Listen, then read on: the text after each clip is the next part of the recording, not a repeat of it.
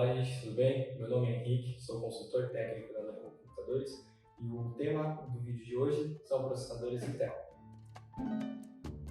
Aqui na bancada nós possuímos um Celeron Pentium, um i3 de 10ª geração, um i7 de 10ª e 9 de 9ª e um Xeon Silver. Aqui possuímos uma placa-mãe de entrada de escritório da H310, que é para Intel de 9ª geração, 10ª geração, 12ª e 13ª geração. Então, começando pelo segmento de entrada, esses são processadores bem básicos, normalmente o Celeron Pentium para aplicações de escritório, às vezes um ponto de venda. O i3 dá para você trabalhar no Excel, show de bola, com Office, por exemplo. Esses processadores eles estão, respectivamente, nessa categoria de placa-mãe, porque a questão de energia e tudo mais, eles possuem núcleos mais simples, uma menor quantidade de núcleos, ou seja, um processamento mais básico, né? Não é um investimento muito alto, e é para aplicações básicas, show de bola. Aqui já possuímos o i7 de 10ª geração, ele já possui 8 núcleos e 16 threads, show de bola para uma placa-mãe de médio porte, principalmente porque esse tipo de placa-mãe ela é muito mais robusta, né? A B460 TUF,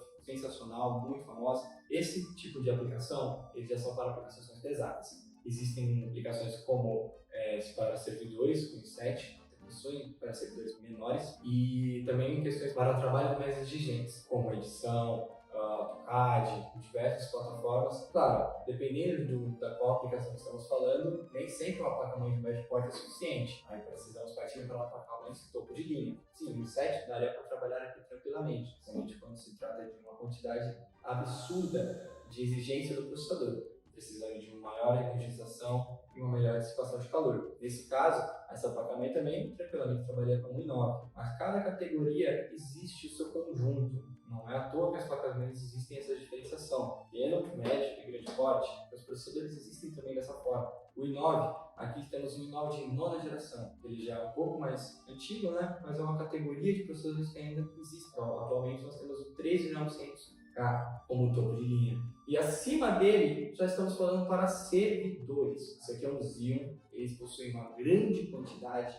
de núcleos, processamento e tudo mais, porém eles possuem uma quantidade de núcleos mais fracos, porque a quantidade de núcleos que é mais importante, ele não precisa da performance em si, de gigahertz e tudo mais do processamento, mas sim a quantidade de núcleos para maior quantidade de multitarefas. Já o caso, por exemplo, para jogos, desempenho de single thread, é muito mais interessante você optar para aplicações mais para núcleos mais potentes, como um i7 overclockado, né, com K, i9 com K, ou até mesmo um i5, né, que fica aqui no meio termo, um i5 com K, show de bola, principalmente para os jogos. Hoje em dia, um dos melhores processadores para jogos é o i5 13600K, com clock alto e ainda por cima um show da Intel que está chegando com 14 núcleos aí. E agora, o princípio mais básico, que normalmente eles confundem vocês, que são a questão de gerações. O mais comum é a pessoa se apegar a um simples rótulo, por exemplo, em 3, i5, i7. Eu já ouvi muita gente falando para mim, não, que esse i3 é muito antigo. Claro que não, tem o i3 que foi lançado esse ano, o i3 de 13ª geração. Da mesma forma que existe o de 12ª, até o i3, segunda geração, primeira geração. Então, a questão da geração é o que mais manda, principalmente porque, se eu te falar, por exemplo, que um i9 perde hoje para um i3, mas como assim? Um i9 de 8ª, 9ª geração, não dá para você comparar um i3 de 13ª geração com clocks mais altos, mas aí a gente está falando do quê? De desempenho em coisas em pequena escala, como se fossem jogos, ou uma performance para escritório, alguma coisa mais singular. Agora, se você falar, mas eu vou montar para um servidor, claro que um i9 é mais interessante, sem dúvida, precisa de quantidade de núcleos ajuda bastante. Mas uma coisa que tem que entender é, não se apegue ao rótulo, e sim ao que você necessita. Porque o que é mais comum, gente para mim falando que precisa de um i7 com placas de vídeo extremamente básicas para jogos, depende do jogo. Se você estiver falando de um Call of Duty, você está com certeza jogando um processador altíssimo para uma coisa que não é tão necessária. Claro que a placa de vídeo ali, seria muito mais interessante colocar um i5 com uma placa de vídeo mais parruda.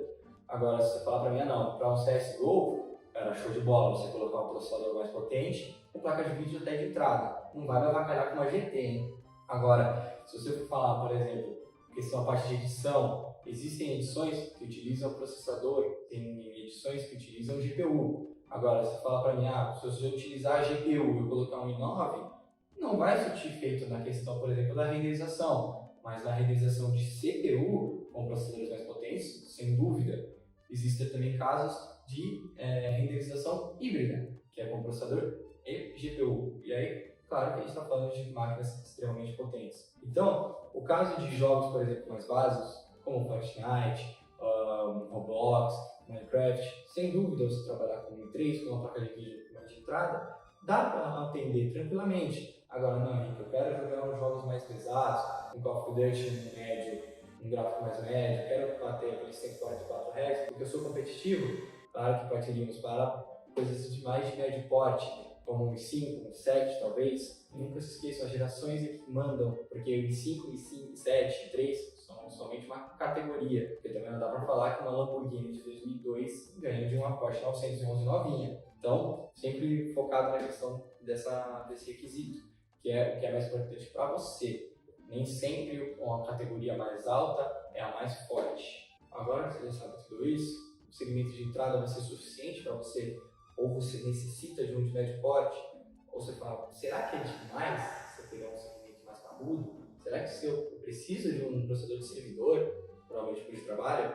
Aí que eu entro para explicar para você e auxiliar toda essa parte. Ou às vezes ficar na mão, sabe, achando que investiu no que era necessário para você. E aí, você sabe qual é o mais ideal para a sua aplicação? Uma coisa de pequeno porte, médio ou grande porte? Gerações passadas ou as atuais? Se você gostou desse vídeo, curta, compartilhe e deixe nos comentários as suas dúvidas de outros temas que vocês querem ver por aqui. Vemos vocês na próxima. Tchau!